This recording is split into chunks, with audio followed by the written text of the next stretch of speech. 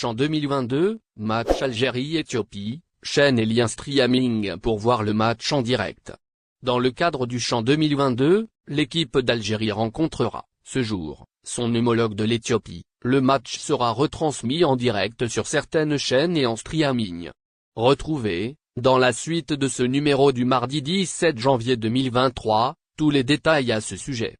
Jour l'équipe d'Algérie affrontera, ce mardi, l'équipe de l'Éthiopie dans le cadre de la deuxième journée de la phase des groupes au championnat d'Afrique des Nations CHAN 2022, ce match sera diffusé, en direct, sur certaines chaînes télévisées. Plus de détails sont à découvrir dans les quelques lignes ci-dessous. En effet, la troupe de Majid Bouguera se mesurera, ce mardi 17 janvier 2023 à 20h, heure locale, à ses adversaires, de l'Éthiopie. Cette rencontre aura lieu au stade Nelson Mandela à Baraki. Rappelons qu'après la cérémonie d'ouverture du tournoi africain, les Verts ont affronté l'équipe de la Libye. Au fait, ce duel s'est terminé avec un score de 1-0 à la faveur de l'équipe d'Algérie. Effectivement, les coéquipiers d'Alexis Gueux en 12 se sont imposés devant les Libyens. Au moment où la première rencontre de l'Éthiopie au CHAN 2022 était contre l'équipe du Mozambique. Les deux adversaires se sont quittés avec un score nul. CHAN 2022, Algérie-Éthiopie, voici où supporter les Verts en direct.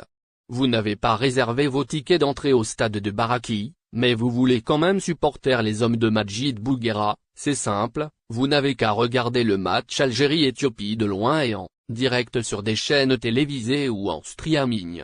La diffusion en direct du duel d'aujourd'hui se passera sur l'Antv, TV6 et la troisième chaîne de télévision algérienne A3.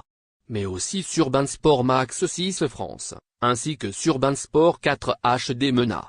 Quant au lien streaming, il est possible de suivre le match depuis vos smartphones directement sur application YouTube CHAN 2023 en Algérie, CAF une procédure ouverte contre le Maroc. La Confédération africaine de football, CAF, a officiellement réagi lundi soir par le biais d'un communiqué, suite au forfait confirmé du Maroc à la 7e édition du championnat d'Afrique des Nations de football, CHAN 2022, qu'abrite l'Algérie du 13 janvier au 4 février. La commission d'organisation du CHAN a saisi l'instance judiciaire compétente de la CAF au sujet de l'absence du Maroc au match prévu hier, à Constantine contre le Soudan, lit-on dans le communiqué de l'instance du football continental, publié hier sur son site officiel.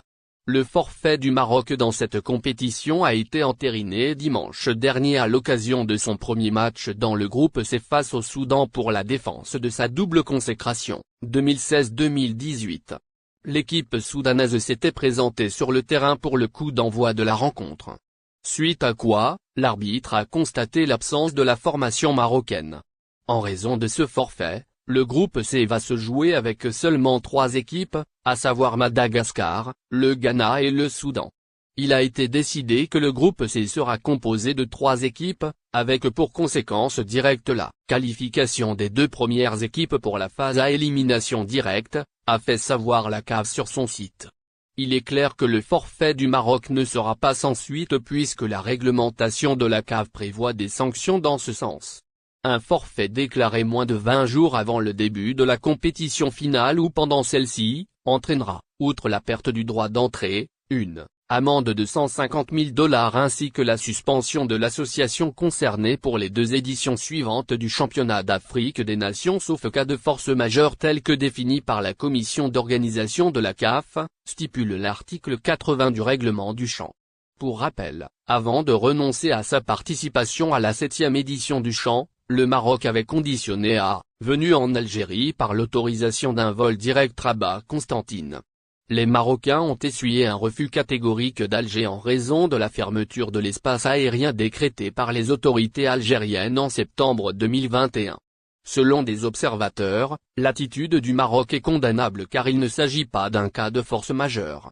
Afin d'afficher sa bonne foi et éviter le forfait de son équipe, la Fédération royale marocaine de football, FRMF, avait largement le temps de planifier un autre itinéraire via une escale dans un pays tiers pour rejoindre Visa France pour les Algériens. La crise des visas est-elle vraiment terminée? Le ministre de l'Intérieur français, Gérald Darmanin, avait, lors d'une récente visite effectuée à Alger du 16 au 18 décembre 2022, annonçait la fin de la crise des visas en vigueur depuis septembre 2021. Mais qu'en est-il vraiment? En septembre 2021, la France avait décidé, unilatéralement et par décision souveraine, d'opérer une restriction sur la délivrance de visas pour les 3 pays du Maghreb. Ainsi, l'Algérie, tout comme le Maroc ont vu leur quota réduit de moitié alors que la Tunisie a subi une réduction de 30%. Cette mesure avait pour objectif d'inciter les 3 pays nord-africains à faire des en matière de coopération et de lutte contre l'immigration illégale, notamment à travers la délivrance de laissez-passer consulaires pour leurs ressortissants en situation irrégulière en hexagone. Cette forme de pression n'a finalement pas eu les effets escomptés et a même provoqué une crise diplomatique entre Alger et Paris. L'ambassadeur algérien en France a été rappelé pour consultation et les 2 pays ont connu une grave crise diplomatique. Mais les relations ont commencé à se réchauffer quelques semaines avant la visite d'État du président français Emmanuel Macron, puis celle de la première ministre Elisabeth Borne et enfin le ministre de l'Intérieur Gérald Darmanin. Profitant de sa visite, mi-officielle mi-privée, le premier flic de France a annoncé la fin des restrictions sur les visas. Une annonce bien accueillie par les dizaines de milliers de demandeurs de visas, Schengen algériens. Un mois après cette annonce et plus de 5 semaines après son entrée en vigueur, où en est-on vraiment? L'entrée effective de cette levée des restrictions est quasi impossible à vérifier, en l'absence de certains éléments, à commencer par des chiffres et des statistiques de la part de l'ambassade de France en Algérie ou les 3 consulats généraux de France à Annaba, Alger et Oran. Mais certains éléments permettent toutefois d'analyser la situation.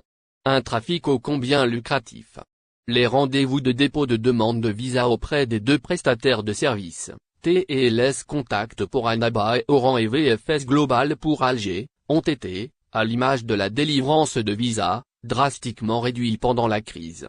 Les rendez-vous ont été tellement réduits, que cela a poussé le centre TLS Contact d'Annaba de travailler uniquement 3 jours par semaine. Une situation qui a provoqué une crise des rendez-vous chez le prestataire de service. Cette pénurie des rendez-vous, comme toute autre forme de pénurie, a donné naissance à une nouvelle forme de trafic gérée par la mafia des officines. Des agences de voyage et des cybercafés transformés en véritables plaques tournantes de la prise de rendez-vous, moyennant des sommes d'argent importantes. Cette mafia pouvait, contrairement aux simples demandeurs de visa, se procurer des rendez-vous à volonté. Un trafic qui avait poussé, à maintes reprises, les services de TLS Contact à diffuser des communiqués pour mettre en garde contre ce genre de pratique. Le dernier communiqué en date du prestataire de service indique d'abord que TLS Contact est le seul prestataire officiel choisi par la France pour recueillir les demandes de visa des personnes souhaitant se rendre à l'Hexagone. La même publication met en garde contre certains prestataires de services qui usent de pratiques frauduleuses. TLS Contact qui condamne fermement ces pratiques appelle les Algériens qui souhaitent prendre un rendez-vous, à le faire eux-mêmes, sans passer par aucun intermédiaire. Les mises en garde de TLS Contact. Attention, la prise de rendez-vous et la constitution du dossier de demande de visa engagent la responsabilité des demandeurs de visa qui doivent impérativement fournir les informations requises sur leur situation personnelle conformément aux indications disponibles sur le site France Visa. TLS Contact n'acceptera aucun dossier comportant des coordonnées qui ne sont pas celles du demandeur, adresse électronique et numéro de téléphone. Les données saisies sur le formulaire de France Visa et sur la demande de TLS doivent être strictement conformes à celles du passeport. Dans le cas contraire, nom, prénom, date de naissance et numéro du passeport divergents, la demande ne pourra pas être déposée, peut-on entre autres lire sur le communiqué de TLS Contact. Certains citoyens, dans l'urgence et face à la rupture des rendez-vous de dépôt de demande de visa, n'hésitent pas à se payer jusqu'à 35 000 dinars pour ce service, supposé être gratuit. Rien n'a changé, tout le monde s'attendait à ce que la fin de la crise des visas soit accompagnée de la disponibilité des rendez-vous de dépôt du dossier. Mais rien ne semble avoir changé. Il est très difficile, voire quasi impossible d'arriver à trouver un rendez-vous auprès des prestataires de services TLS Contact. Rien n'a changé, j'essaie d'avoir un rendez-vous depuis plus de 3 mois, sans y arriver. Avec l'annonce de fin de la crise des visas, on s'attendait à ce que la situation revienne à la normale. Mais le blocage persiste, plus d'un mois après la fin de cette crise. On se demande même s'il ne s'agit pas uniquement d'un effet d'annonce, nous confie Ili, un jeune cadre d'une entreprise publique. N'oubliez pas abonnez-vous à notre chaîne Olive News et activez les notifications pour recevoir nos publications en temps réel.